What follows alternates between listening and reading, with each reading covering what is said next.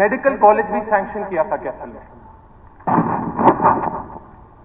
4.5 साल Aditya ji papers display होते हैं, अपनी बात रखिए। जो बच्चे जो स्टूडेंट इस कॉलेज में पढ़ना चाहते थे, उनकी इतनी उम्र हो जाएगी, वो इतने बुजुर्ग हो जाएंगे, उनको यहाँ बेड चाहिए होगा, क्योंकि वहां ये पेशेंट की तरह एडमिट हो रहे होंगे। हमारे युवा साथी आज देश छोड़ के जा रहे हैं। अंबाला से करनाल ले लो, सिरसा से कुरुक्षेत्र ले लो, माननीय मुख्यमंत्री जी का जिला, सारे लोगों को 2 किले अपने बच्चों को बाहर भेजने के लिए बेचने पड़ते और 2 किले उनकी डेड बॉडी वापस लेकर आने के लिए बेचने पड़ते। कहां 3 मंजिल नीचे किसी के बेसमेंट में रह रहे हैं, रोटी पानी मिलती नहीं, कच्ची ब्रेड अंडा खा रहे हैं, चूहों ने उनके कपड़ों में छेद कर दिए। पहले मैं आपका धन्यवाद करता हूं मुझे समय देने के लिए। मैं कांग्रेस पार्टी का भी धन्यवाद करता हूं कि उन्होंने मुझ में विश्वास किया, मुझे आज टिकट दी और आज मैं यहाँ विधायक बन के आप सबके बीच में बैठा हूं। मैं अपने कैथल वासियों से, बड़े बुजुर्ग नौजवान साथियों, मातृशक्ति का धन्यवाद करता हूं। उन्होंने मेरा चुनाव, खुद का चुनाव सोच के लड़ा, अपने बेटे अपने भतीजा का चुनाव सोच के लड़ा। और मैं हरियाणा के हर एक साथी का धन्यवाद करता हूं। उनने मुझे आशीर्वाद दिया कि आज एक 25 साल का विधायक इस विधानसभा में बैठा है। 40 साल बाद हरियाणा के इतिहास में कितना युवा विधायक चुन के आया है, तो आप सबका धन्यवाद करता हूं। दूसरा, मैं जानता हूं कि पहली बार विधायक चुना हूं, तो थोड़ा सा मैं पहले 2 मिनट लेना चाहता हूं। जो मेरा हलका है, जो मेरा जिला है, उसकी जो समस्या है, एक बार उसके बारे में बात करना चाहता हूं, क्योंकि मैं जानता हूं पिछले 5 साल से कैथल की आवाज किसी ने विधानसभा में नहीं उठाई। पिछले 10 साल से कैथल का विकास ठप पड़ा हुआ है, कोई विकास नहीं हो रहा। जो प्रोजेक्ट पेंडिंग थे 10 साल पहले, आज भी पेंडिंग पड़े हुए हैं। मैं कुछ उदाहरण बताता हूं आपको। 25 अक्टूबर 2015 को पूर्व मुख्यमंत्री ने महर्षि वाल्मीकि यूनिवर्सिटी अनाउंस की थी कैथल के लिए। ये आर्टिकल रहा। 9 साल हो गए उस यूनिवर्सिटी को, अब तक किसी को कैथल में नहीं पता वो यूनिवर्सिटी कहां होनी चाहिए। राज्यपाल जी के अभिशासन, राज्यपाल जी के स्टेटमेंट में उन्होंने ये तो ऑनलाइन यूनिवर्सिटी के बारे में तो कभी मेंशन किया नहीं, लेकिन मुझे तो लगता है जो महर्षि वाल्मीकि यूनिवर्सिटी बन रही है, ये कहीं बादलों में, क्लाउड में ही बन रही है, क्योंकि अगर जमीन पे बननी होती तो 9 साल में हमारी यूनिवर्सिटी बन चुकी होती। 13 जुलाई 2020 में पूर्व मुख्यमंत्री जी ने मेडिकल कॉलेज भी सैंक्शन किया था कैथल में। 4.5 साल हो गए। आदित्य जी पेपर्स डिस्प्ले होते हैं, अपनी बात रखिए प्लीज। 4.5 साल में पहले फ्लोर के पिलर भी नहीं लगे हैं इस यूनिवर्सिटी के। 950 करोड़ की रिक्वायरमेंट है इस यूनिवर्सिटी की। आप अगर बजट खोलोगे, कोई पैसा इतना सैंक्शन हो ही नहीं रहा। ये मेडिकल कॉलेज बनेगा कैसे?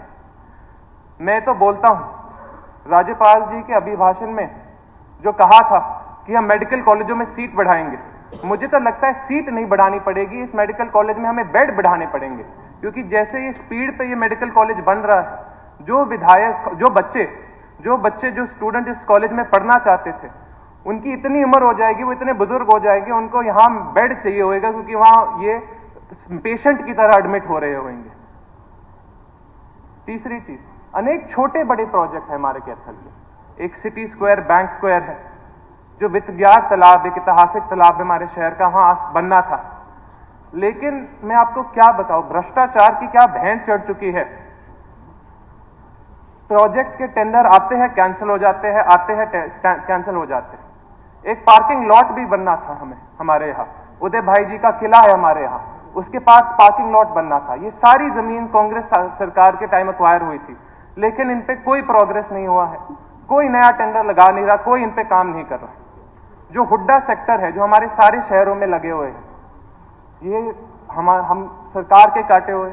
ये हो सकता है शहर के सबसे अच्छे सेक्टरों, सबसे अच्छे रेजिडेंशियल एरिया में से के एक हिस्से हो, लेकिन अनेक हुड्डा सेक्टरों में, कैथल में भी नहर का पानी नहीं मिलता। नहर का पानी नहीं मिलता, बोर के पानी में दिक्कत बहुत होती है काफी लोगों को। हर जगह बोर का पानी स्वच्छ नहीं होता, बच्चे बीमार पड़ रहे हैं।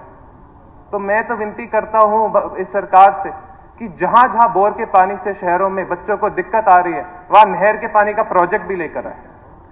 कैथल हमारे हरियाणा के सबसे फास्टेस्ट ग्रोइंग सिटीज में से एक था। आज के दिन पिछले 10 सालों में कोई ग्रांट का पैसा हमें ढंग से नहीं मिलता, कोई नए प्रोजेक्ट हमें ढंग से नहीं मिलते, अगर आते हैं तो आधे अधूरे से रह जाते हैं। ये एक और न्यूज आर्टिकल है, मैं दिखाता नहीं क्योंकि माननीय अध्यक्ष जी ने मना किया है, लेकिन 16 वार्डों में शहर में पिछले 1 साल में कोई विकास कार्य नहीं हुआ। क्यों? क्योंकि वो भाजपा पार्टी से नहीं है, वो म्युनिसिपल कॉर्पोरेटर्स। तो मैं विनती करता हूं इस भाजपा सरकार से, अगर हम काम कर रहे हैं, हमें हर 36 बरादरी के लिए काम करने, हर व्यक्ति, हर बड़े बुजुर्ग मातृशक्ति के लिए काम करने, हम सिर्फ अपने पार्टी वाले साथियों के लिए, अपने वोट बैंक के लिए काम नहीं कर सकते। और हमारे हरियाणा में भी 2 एक ऐसी समस्या है जिनके बारे में मुझे बात करनी है आपसे। सबसे पहला है युवा का पलायन। हमारे युवा साथी आज देश छोड़ के जा रहे हैं। अंबाला से करनाल ले लो, सिरसा से कुरुक्षेत्र ले लो, माननीय मुख्यमंत्री जी का जिला, सारे के सारे युवा सोचते हैं कि हम बाहर ही चले जाएंगे, हरियाणा में कुछ नहीं रहता। गवर्नर के एड्रेस में खुद इस गवर्नमेंट ने कहा कि हमारा कोर प्रिंसिपल हरियाणा एक, हरियाणवी एक है। तो जो बच्चे बाहर जा रहे हैं ये हरियाणवी नहीं है, ये भी हरियाणवी है, तो हमें इनकी भी मदद करनी चाहिए। ये अपनी जिंदगी दांव पे लगा के डंकी के रास्तों से बाहर जाते हैं, कोई फंस जाते हैं, कोई मर जाता है, इन महीने महीने इनकी बॉडी वापस नहीं आती, लेकिन ये सरकार कुछ नहीं करती इनका मदद करने के लिए। लोगों को 2 किले अपने बच्चों को बाहर भेजने के लिए बेचने पड़ते और 2 किले उनकी डेड बॉडी वापस लेकर आने के लिए बेचने पड़ते। बच्चों की भी जिंदगी खत्म होगी, परिवार की भी जिंदगी खत्म होगी। मैं सरकार से विनती करता हूं, कुछ कीजिए। आपकी गवर्नर्स एड्रेस में लिखा था कि ये भाजपा सरकार सोचती है कि हमारे बच्चों के पास बड़े बड़े सपने, हमारे बच्चों के सपने सिर्फ देश छोड़कर जाने के हैं और कोई सपने बचे नहीं, और सारे के सारे सपने चूर चूर हो गए। मैं आपको एक चीज बताता हूं, 5 साल मैं भी बाहर रहा, मेरी पढ़ाई बाहर से। 2018 में जब मैं कनाडा गया था, मुश्किल से बच्चे हरियाणा से आते थे। 2023 में जब मैं वापस आ रहा था अपनी ग्रेजुएशन खत्म करने के बाद, 60 से 80% बच्चे मुझे हरियाणा के मिलते थे और वो मुझे बोलते थे कि खत्म हो गया हरियाणा में, हमारे पास कोई रोजगार नहीं बचा है, क्या करें हम मेरे भाई। यहां कोई कनाडा आके जिंदगी तो आसान है नहीं। कहां 3 मंजिल नीचे किसी के बेसमेंट में रह रहे हैं, रोटी पानी मिलती नहीं, कच्ची ब्रेड अंडा खा रहे हैं, चूहों ने उनके कपड़ों में छेद कर दिए हैं, 14-14 घंटे 2 नंबर में नौकरियां करते हैं मजदूरी वाली, और फिर बोलते हैं यार घर की बहुत याद आती है, घर की बहुत याद आती है, मां के हाथ के खाने की बहुत याद आती है, घर की बहुत याद आती है, बहन की शादी हो रही है, कोई ध्यान रखने वाला नहीं, घर की बहुत याद आती है। बाबूजी गुजर गए, दादाजी गुजर गए और मैं वापस नहीं आ पाया, घर की बहुत याद आती। ये मेरी भी कहानी। माननीय शमशेर सिंह सुरजेवाला जी, जो यहां विधायक और मंत्री रह चुके हैं, हो सकता है अनेक विधायकों के साथ उन्होंने काम किया है, उनके माता पिता ने शमशेर सिंह सुरजेवाला जी के साथ काम किया है। जब उनका देहांत हुआ, मेरे एग्जाम चल रहे थे, मैं वापस नहीं आ पाया, और जो दर्द आज भी मेरे दिल में है, मैं जानता हूं मेरी आखिरी सांस तक मेरे दिल में रहेगा। और ये सिर्फ मेरा दर्द नहीं, अनेक मेरे युवा साथियों का दर्द है। तो मैं सरकार से विनती करता हूं, अगर हमें अपने युवा के भविष्य के लिए काम करना है तो हमें पलायन रोक के एक बार फिर से अपने हरियाणा में रोजगार लाना पड़ेगा। यहां कोई युवा नहीं रहने वाला। हम गांव में जाएंगे, हमें सिर्फ बुजुर्ग ही मिलेंगे। आज भी मैं जाता हूं, 50 साल से बड़े ज्यादा मिलते हैं, कम 20-25 साल के लड़के बहुत कम मिलते हैं। एक और बहुत बड़ा मुद्दा मैं 1 मिनट में जल्दी से बात करता हूं, वो किसानों का। आज किसान हरियाणा में मंडियों में सुबह 4 बजे खड़ा हो जाता है डीएपी खरीदने के लिए। 1900 रुपए में एक बोरी ब्लैक में खरीद रहा है वो। लेकिन क्या करें, अगर बिल्कुल सुख शांति से वो खड़ा भी होता है, जैसे हमने 26 अक्टूबर 2024 में देखा उचाना मंडी में, पुलिस उन पे लाठीचार्ज कर देते। ये गैर कानूनी बना दिया जो उनका हक होता था डीएपी खरीदने का इस भाजपा सरकार ने। गवर्नर एड्रेस में उन्होंने कहा कि ये सरकार किसान को आत्मनिर्भर बनाना चाहती है।